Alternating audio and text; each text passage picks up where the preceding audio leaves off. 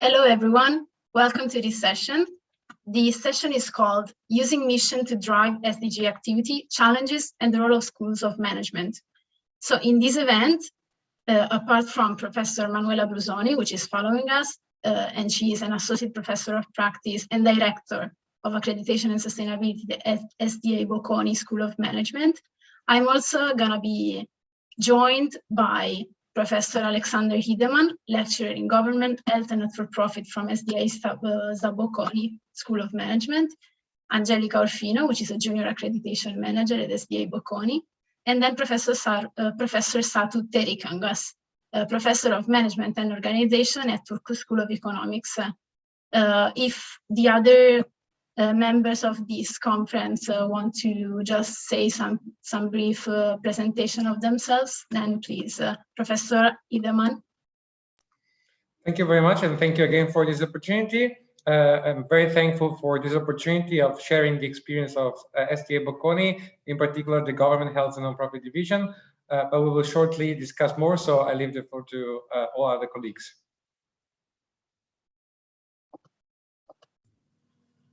Angelica, if you want to. Good morning, everyone. And as a member of SDA Bocconi, I'm very proud to be part of this session.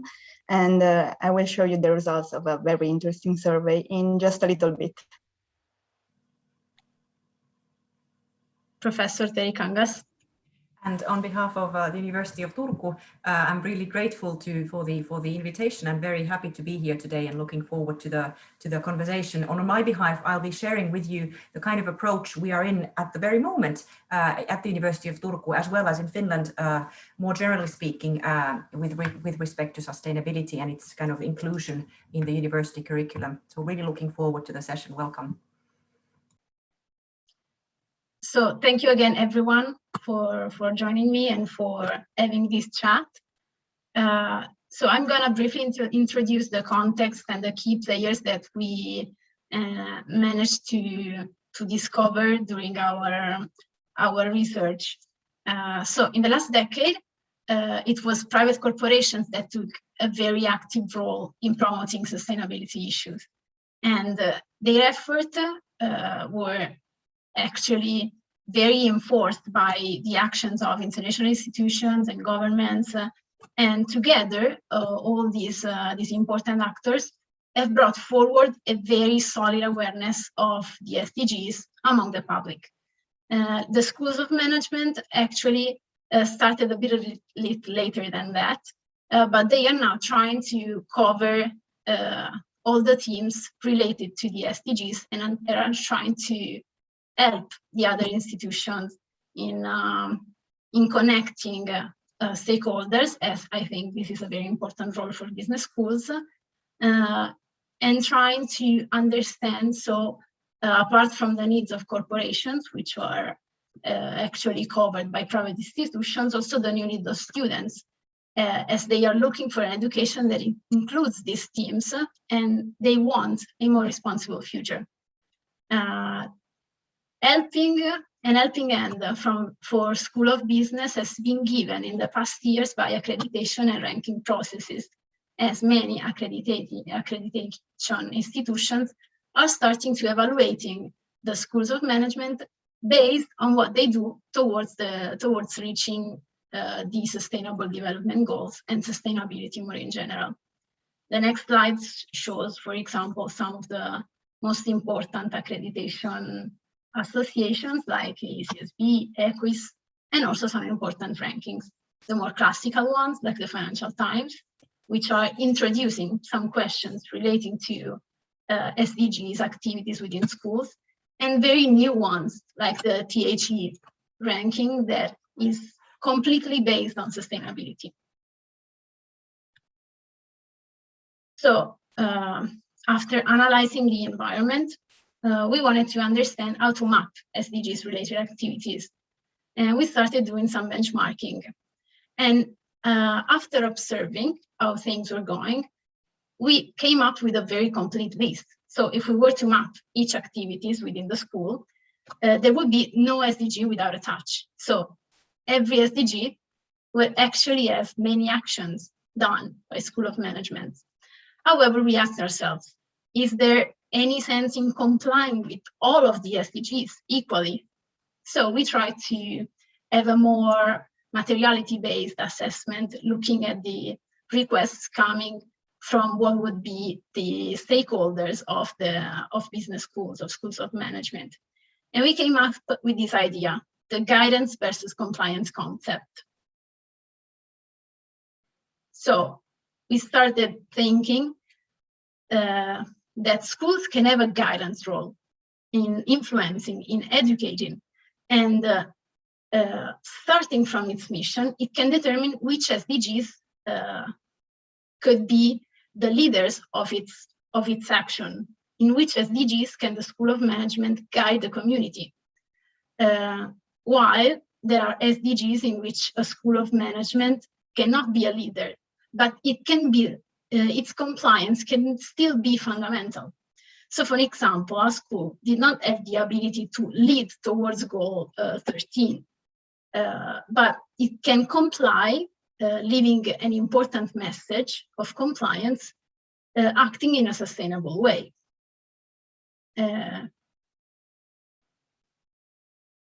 Go to, yes. So what we came up with was what we call the sustainability flow. So we start from mission, and then we try and understand which SDGs are for us the most important ones based on a materiality assessment.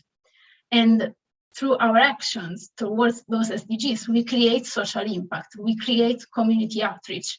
Then we go back to the community, and the community has feedbacks for us. So we go back to our action, and we create a loop of action which contains both guidance and compliance. And in this way, we try to move and help society move towards the reaching of the SDGs. So this is the basic idea of our analysis up to this point. At this point now, it would be very interesting to know the University of Turku's approach. And also because I think maybe there are different cultural perspectives between our school and Professor Terikanga's school. So I know there is an ongoing discussion on education and sustainability. So it would be nice to hear from the professor about it. Thank you, Maria. I think it was fascinating to hear from Bokoni's experience, and I think as an introduction to my presentation, we need to bear in mind that in a sense, on the one hand, there's the global discussion about business schools and what is their role in solving grand challenges, and with respect to SDGs. So that's the kind of big debate in which we are today. And as we are zooming and comparing Bokoni's experience with Turku's experience, we're actually not just looking at two different countries, but we are also looking at two different types of campuses. So we are having a business school that is set amidst a multidisciplinary, multi-faculty university. And when we compare ourselves with other Finnish universities, business schools are set within different types of multidisciplinary universities. So the debate about which SDGs are you actually identifying with or kind of working with depends on the campus you're working with. So there's, I would kind of add this question of, in a sense, what is the unit of analysis? And at least in our country, quite often the business schools are not kind of singularly working by themselves, but actually part of university, multidisciplinary universities. So against this background, what I'd like to share with you is a bit of our background in terms of how have we as a university in the last years progressed and accelerated with respect to working on sustainability, more generally speaking. So if you don't mind, I'd like to share 2 slides with you, or 2 or 3 slides, title slide plus 3 slides. So a very short presentation, because I think that'll make it easier for you to follow my argumentation. I think I can't, now I can share. Yes, thank you.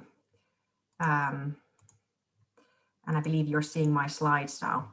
So just to make the case, I titled my presentation differently and quite deliberately titled it differently from SDGs, but actually looking at sustainability. Warm greetings from the University of Turku.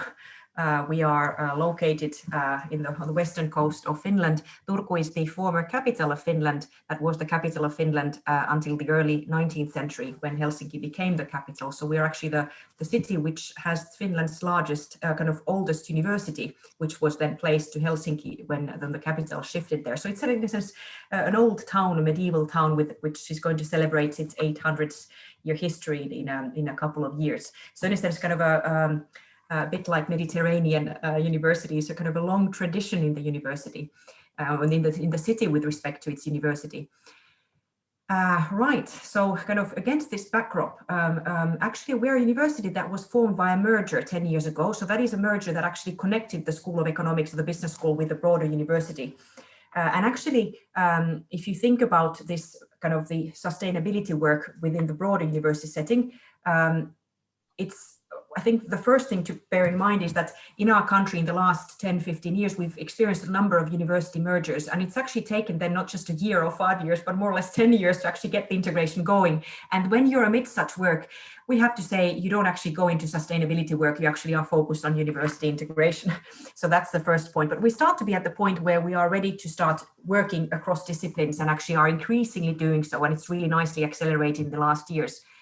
But actually this multidisciplinarity and this background of not being a single university, and particularly from the business school's perspective, explains that actually we still have sustainability related teaching separately in silos across the different faculties, which is also a strength. We've recently talked about it and thought about whether it ought to be integrated, but then in a sense listening to our colleagues from medicine, from engineering, from geography, from mathematics, arguing why in a sense we need to have specific courses for faculty, we are in the midst of this argument.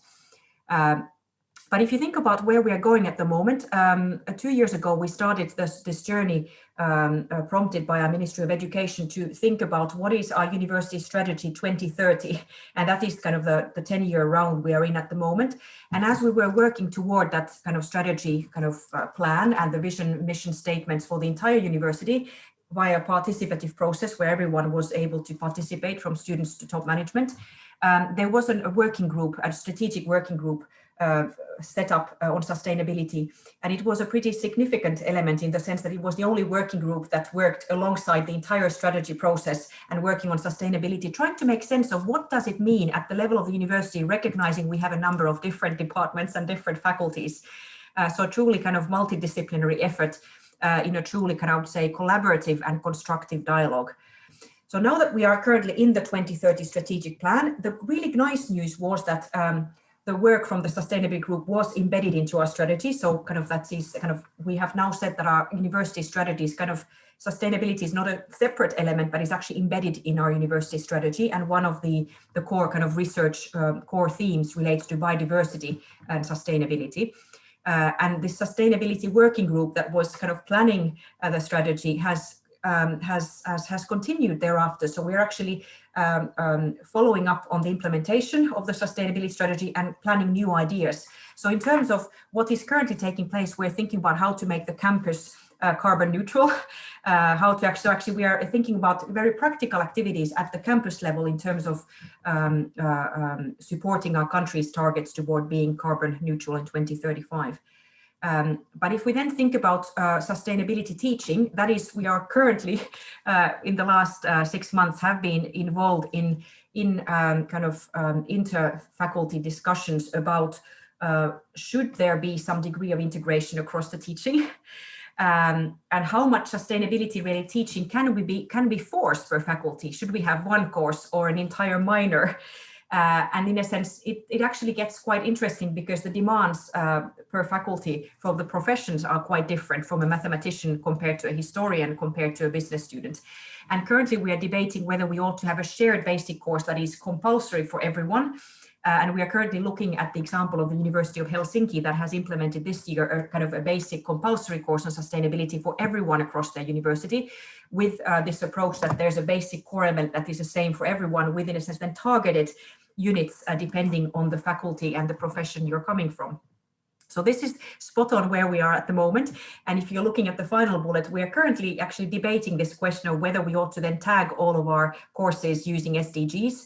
It is a debate that is currently taking place across all universities in Finland, across all the vice rectors of teaching are currently thinking about it. Aalto University has already done it, I believe, a moment ago.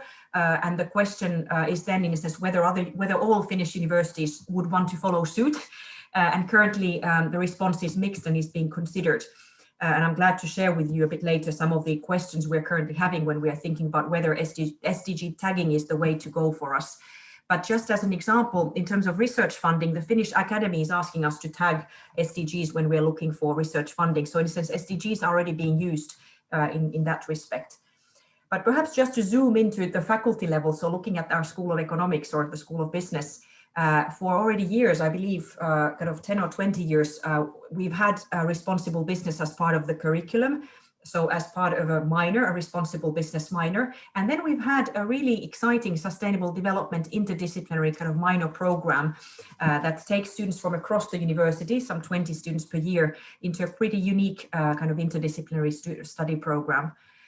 Some years ago, we set up a responsible business network to connect the researchers across our business school. We recognize that we don't have a department that does responsible business, but actually we have researchers and academics across the school interested in the area. And we've been debating whether we ought to have a department or whether it ought to be embedded in what we do. And by this network, we've actually embedded it in everything we do. So we have these, the involved active faculty as part of that network with research seminars and things like that. A few years ago, as we were accredited by the AACSB, then we added kind of compulsory responsible business as well as futures studies related courses to our BSc and MSc programs at the business school. And if we then think about what's currently happening, there's been a lot of kind of fun. If we think about where is this sustainability kind of buzz taking, how is it moving forward? A lot of the funders, research funders, are currently opening calls related to various kind of ecological, social aspects of sustainability, and a number of our research teams have been winning these grants. So that is actually fueling recruitment at the moment. And currently, what we are thinking about is how could we start expanding our teaching on responsible business, not just from the remit of business school students to actually a minor or major that is offered to all of this, to made available to any student across the entire university. So that you could be a geography student or a pedagogy student, and you could take some responsible business courses as part of your studies, and therefore in so doing become a professional, a CSR professional in business. And in closing, I'd like to close with the words that as a summary. When we think about kind of sustainability strategy at the university level, I've now kind of showed to you our top-down strategy, which was kind of this the formal strategy process that was implemented in a participative manner. And then if we think about the regular activity, or how does sustainability or responsible business, how does it actually get done at the university? It's individual teachers, instructors, postdocs, professors, students who kind of take matters forward. So in a sense, the daily action of responsible business takes place at the crossroads of top-down and bottom-up strategizing. And I believe this is a fascinating pursuit because we are seeing an increasing amount of this bottom-up kind of agency also from our students, and particularly from our PhD students and from our stakeholders. So I'd say if in the past strategy kind of years ago was top-down, it's actually becoming here the pressure for bottom-up agency is increasing. So living through exciting times, and also times that I believe what I'm saying now might be quite obsolete in a few years' time, in the sense that the ground is shifting as we speak, and there's kind of a lot of uptake and kind of enthusiasm around the area. But so that is my presentation. So I'd hand it back to you, Maria. Yes, thank you so much, Professor. Your perspective was super interesting, and so many of the things you said are completely shared by us. And one of the reasons, some of the things you said were between the reasons why we conducted the learners survey on sustainability. We know that the ground is shaking, so perspectives are changing, approaches have to change, and sustainability and SDGs have to be included in the strategy. And we still have to learn how, but one thing that we need to assess and we need to consider is also the need that comes from learners. So this was one reason why we started thinking about a survey that could involve a lot of students throughout Italy. And that's why we launched, together with ASFOR, a survey that just searched for that. So let me give the word to Angelica, which will introduce it.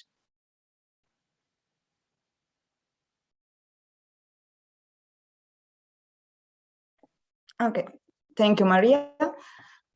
So as she said, to learn more about our learners' opinion, we believe that they are one of our main stakeholders, we launched a survey together with ASFOR, which is an Italian association whose role is to develop management education as a strategic tool for the Italian development. So they believe that it is important to highlight a growth inspired by ethical, sustainable, and socially compatible principles. So the survey was made for learners and alumni from master programs of the ASFOR network, and to share their view on the presence of sustainability issues in the programs, as well as to highlight what they valued and what they felt was missing from the courses. As an inspiration for this survey, we consider one similar analysis that was conducted by the National Union of Students, a network of mostly British schools. They reached out to various alumni and students associations from around the world, and they published the results of the countries that had more than 100 respondents. So we had, in the end of the report, at least responses from 7 countries and a total of around 3,000 respondents. So as we said, we wanted to see what learners thought of the contributions by schools of management, and in particular, we wanted to see people who are studying to become part of the Italian managerial class. And this made it a national case study, but we also believe that it could be expanded to include other countries, possibly in the PRIME network.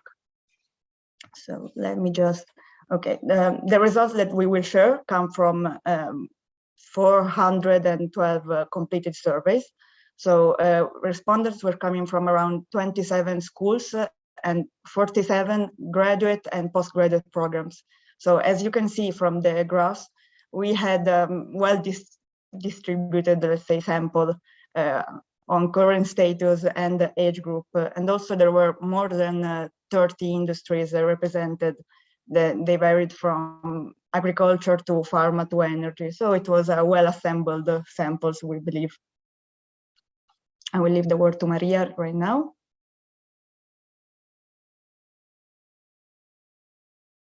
Maria, your audio is off. Sorry. So as a warm-up, we asked respondents to share 3 keywords that represented their understanding of sustainability. The most indicated one was environment, as it is one of the most known and talked about aspects of sustainable development. And in fact, many keywords were related to environment. You can see it: green, eco-friendly, climate, recycling. However, many other keywords really encompass other important themes such as health, responsibility, innovation, future.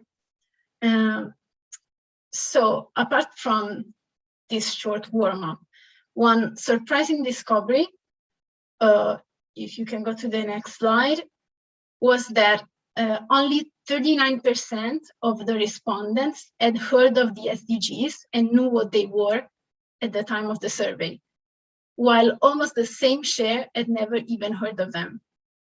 Something in the middle was that 27% of the sample only had some basic information on the SDGs. And this statistic is very relatable with our first result, one of 4 results that we will share, that we can see in the next slide. So as you can see, sustainability related themes are well known. You can see that hundreds of answers were given to the question, which is which theme are you most knowledgeable of? But knowledge, however, it seems to come more from everyday experience or from work than from learning itself.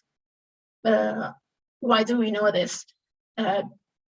You can see themes like climate change and diversity and equality are frequently talked about on media platforms. And in fact, in one other question related to this aspect, the majority of voters expressed how important influential people like Greta Thunberg, Elon Musk, Emma Watson were in driving the attention towards the environment and human rights. On the other side, other themes like wastewater and energy and accountability and ethics are more strictly related to people's working experiences. In fact, the first one, so wastewater and energy, was chosen mostly by people with a background in engineering, which were working, for example, in energy companies. And the second one was chosen mostly by respondents with a legal background. So this means that there's kind of a gap between people's experiences, life and work experiences, and the education towards the SDGs. So people may be knowledgeable about the issue per se, but they often don't know how to link it to the system of the Sustainable Development Goals. There was also one positive outcome, which was the enthusiasm we saw in respondents that had CSR embedded in their core curricula, and they wanted more. So our second most important result is directly related to the SDGs, as we asked respondents to pick the 3 most and least achievable goals by 2030. And while the top 5 of the least achievable goals presented a win in an end slide by goals 1 and 2, the results for the most achievable goals varied more, probably still based on the knowledge and on the background of respondents themselves. Among the most achievable goals, what we noticed was that 3 out of 5 can be considered more science-based, as to say that there's some trust in the progress of science by the respondents than in other things like social developments or human rights, for example.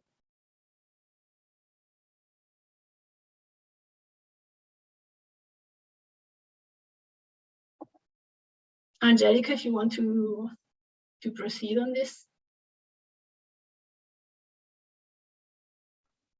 Okay, so the third result is symbolic of a change perspective on the workplace from the respondents. So 90% of them would accept a job with a lower salary in a company with a good environmental and social record, compared to the opposite scenarios. We started with a 5% higher and lower. Then this share declines when a higher share of salary is put at stake, but still a surprising 65% of respondents would accept this compared to a company offering more money while having a bad and social environmental record. So, and another surprising result that is not put here in the graphs, but we asked also this question, is that even neutrality is not enough for our survey takers, as we asked the same question about 15% lower and higher, but 60% would still refuse a higher salary in a neutral company that just does not contribute to positive environmental and social change. So we felt it was very surprising. And the last result that emerges is that most of the students feel that schools are not doing enough in terms of education on these issues, in spite of the wishes of the learners. I've put a few, let's say, open answers that we granted the option to answer these, and many people jumped right in, saying something like, nobody is ready to challenge traditional models, or sustainability was mentioned sometimes here and there, but never scientifically or with emphasis. And also the last, as you see, says that our educational system is not even close to addressing sustainability, and it shows. And we felt this was important to share. There were also positive experiences, people that were learning about fast fashion, and they said that they realized the impact, for example, of buying from Amazon and buying from abroad, and then you're, let's say, when you have the option to do something local, which has a lesser impact but the model right now is so imbued in our ways of doing that we do not even realize that we are doing it. So as a final comment, we decided to share these last comment. We had a lot of comments and they were all very valuable, but we really like this one. It stuck with us. So they said, we are overwhelmed by the number of things that we should do to improve the sustainability of our planet. What are the most important actions? What are the easiest and the most difficult actions? And education could help answering these questions. So we wanted to ask ourselves, how can education drive us toward the achievement of the SDGs? So this is something that we would like to discuss with Professor Hidman. So I will leave the word to him. Thank you very much. Actually, I would like to build on what we already discussed. And I think that the experience from the Turku School of Economics is really interesting because we can really build on that by adding simply our own experience as well. So first, before getting started, I think it's important also to go back kind of to the aim of this session, which is going on using the mission to drive SDG activity. And I think what is interesting about also SDG Bocconi, for instance, is that we recently changed our mission to really embark on a new journey that is transforming the school in a way to best meet the needs of our clients, our students, our partners. And now the new mission is designed for your world. And I think that this gives you the sense of the fact that the same mission is also shared by those that have been writing the SDGs. Because always remember that the SDGs are coming after the MDGs, which were the Millennium Development Goals, which were goals that were limited only to the organization itself. So the United Nations, other international institutions. So they were not common goals for the community, for the society. So going back to the new values that the SDGs are bringing with them, I think it's crucial to always remember that each and every one of us can really contribute greatly to the achievement of the SDGs. And in that context, going back again to the role of the School of Management, I think first of all is understanding which might be the contribution to each of those goals by means of walking the talk, so really being active on the SDGs, but at the same time influencing students and participants by, as it was anticipated, changing syllabi, changing the branding also of courses, and thereby you will be also changing the way you will be leading the discussion. So sometimes a word seems nothing, but we realized as Bocconi that having a specific program, for instance, focusing on international development, but also being able to build a community of ambassadors for the SDGs has been crucial element to really lead the transformation. In that, I will just briefly mention a few aspects that are related to the ambassador initiative. One specific massive open online course that is part of our contribution as Bocconi University and the School of Management in particular to the community. And third, the role of the community of MEO alumni, the alumni of this Executive Master in Management of International Organizations that I coordinate with Professor Gretanasi, that is the director of the program. So I will just go through these few elements. But before doing so, just allow me to mention the fact that we have done a very insightful reflection on which are the goals we are contributing directly. And for instance, I can mention quality of education, gender equality, industry, innovation, and infrastructure, as well as, for example, number 17, which is partnership for the goals. Why I'm saying this is because, of course, when we think about quality of education, the School of Management and all School of Management play a crucial role in the quality accreditation, benchmarking, in the innovation, in the way we are also open to the community, and the way we can really contribute by means of learning labs to the innovation of teaching and opening really our school to the community. Another example is the one on industry, innovation, infrastructure, and in particular, the massive open online courses are a critical element in allowing innovation to happen by really making sure that free cutting-edge knowledge is accessible to anyone in any country in the world. So really making sure that knowledge is not something sitting in the organization, right? So this is just to get started. So what I want to mention is really the MU experience, which was something that I was asked to discuss about today. So let me also share just a few slides, if you allow, because I think that those are really useful for us to start the conversation.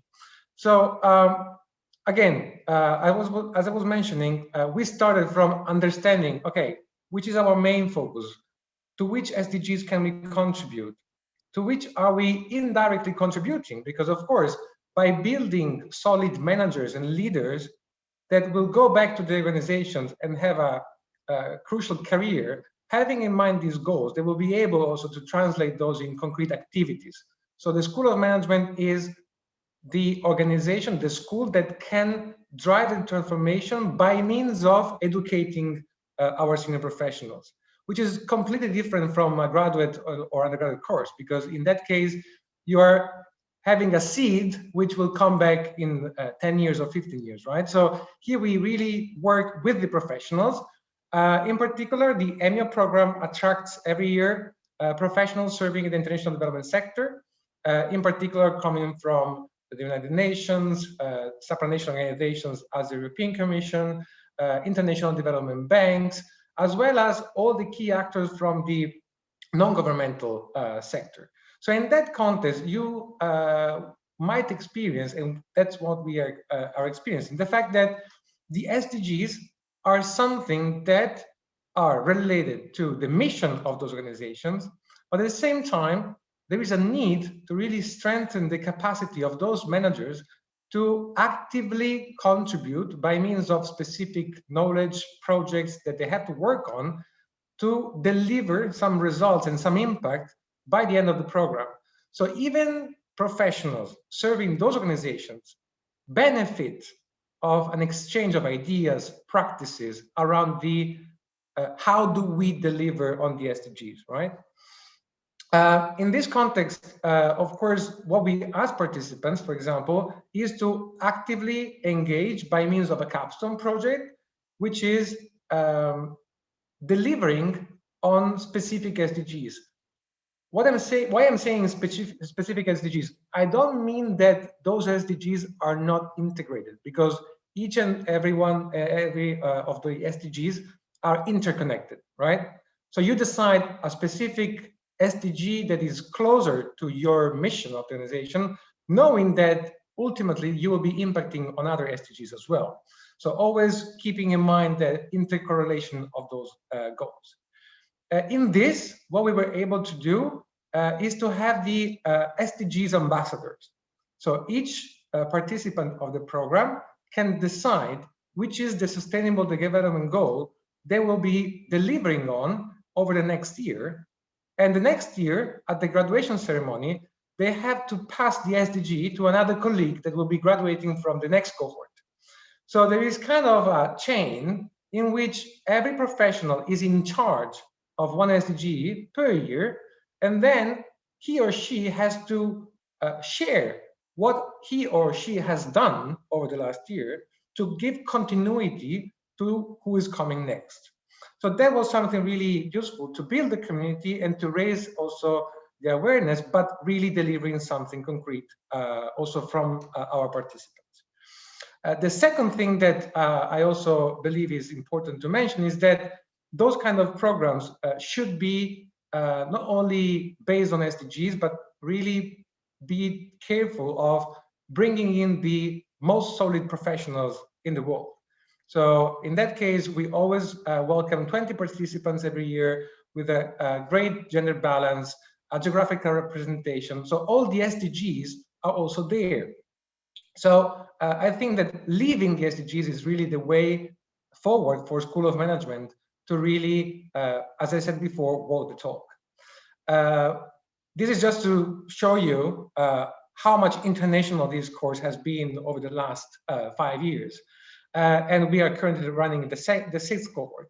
So again, what I think here is important is that we are not only limiting the participation to these 20 professionals, but what we have done following up to the learning that also occurred on our side was basically to develop a massive open online course that is available on Coursera, that is under the name Management of International Development Towards the 2030 Agenda. It's a massive open online course that anyone from any country can really join and enjoy, hopefully, because our idea, by discussing also with the private sector, with the actors we are working on a regular basis in terms of international institutions representatives, had a main concern, which was exactly what emerged from the survey that we just discussed. In particular, first, there is a need of raising the awareness. There is still no awareness about the SDGs, and we only have 10 years to go, which means that we already are planning for what is coming next. Second thing, there's a need of upskilling and reskilling. So in order to make sure that professionals coming from any country of the world could have the same opportunity as someone that had access to specific educations in Europe, in the US, or other countries, we opened our community and we involved professionals, bringing them in the course so that to make sure that they could share their own suggestions, their own experience, and making sure that even junior professionals, by attending this short course, could have greater chances of contributing to the Sustainable Development Goals. I will conclude by saying that the challenge for a School of Management for sure is to realize its role in connecting the community, the participants, and the goals. But the opportunity we have is really to be the first movers. And I think that both us and all the School of Management that are represented today, and the School of Economics in particular of Turku, are on top of that, leading the way forward by anticipating the needs that are still not there. And I think that this is really a great opportunity to share with you this, what we have done. All we do, I think, is something that we realize only at the end. So it's nice to have this chance to share what is happening inside our corridors that you see here. We are walking the talk because we are on our new urban campus, which is a zero-emission urban campus that was inaugurated really last year.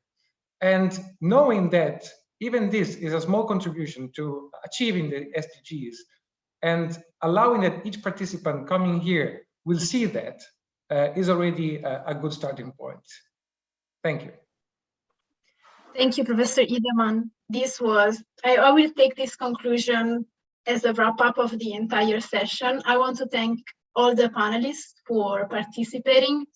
And as we were saying, this is a challenge, but this is also an opportunity. So everyone in the Prime Network, please join us and let's find together some impactful and educated solutions. Thank you everyone for joining me.